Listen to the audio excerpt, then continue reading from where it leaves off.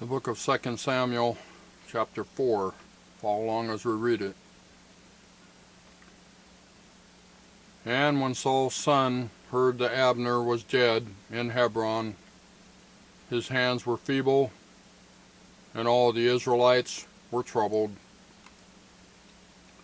And Saul's son had 2 men that were captains of bands. The name of the one was Baanah, and the name of the other, Rechab. The sons of Rimmon, a Beerothite,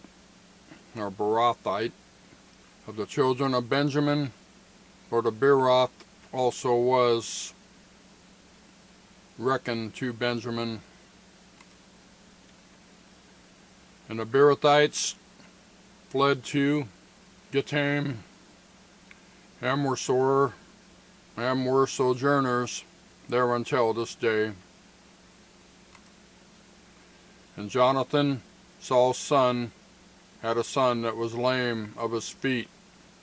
He was 5 years old when the tidings came of Saul and Jonathan out of Jezreel. And his nurse took him up and fled.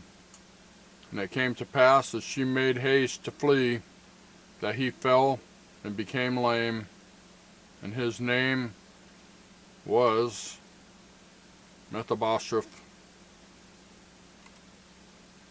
And the sons of Rimmon, the Beerothite, Rechab and Baanah, went and came about the heat of the day to the house of Ishbosheth, who lay on a bed at noon. And they came thither into the midst of the house, as though they would have fetched wheat.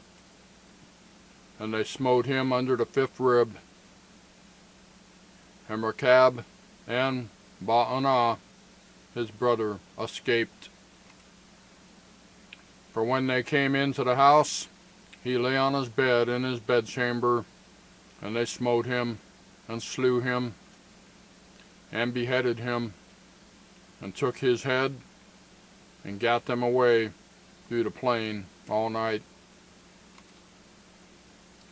And they brought the head of Ishbosheth unto David to Hebron, and said to the king, Behold, the head of Ishbosheth, the son of Saul, thine enemy, which sought thy life.